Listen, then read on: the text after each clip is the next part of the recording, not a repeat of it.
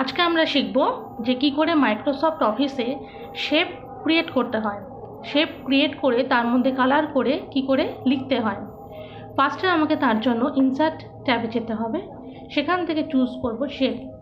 এখানে প্রচুর শেপ আছে, অপশান দিয়ে দিই, প্রচুর শেপ আছে।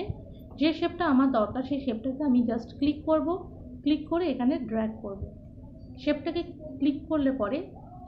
ক্লিক করলে এখানে ফরম্যাট ট্যাব আসবে। ফরম্যাট ট্যাব থেকে আমি শেপকে আমার নিজের পছন্দ মতো কোনো কালার দিতেও পারি।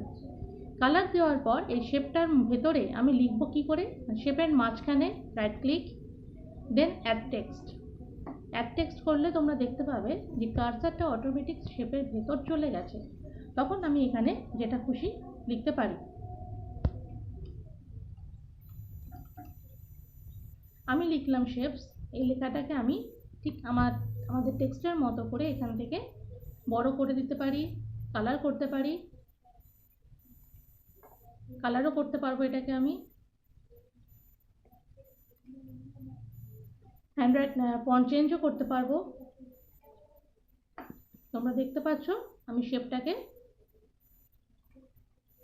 কালার করে দিলাম। তো এইভাবে আমরা শেপ লিখে বক্সটাকে আমরা রেডি করতে পারি। এটাকে বলে শেপ ক্রিয়েট।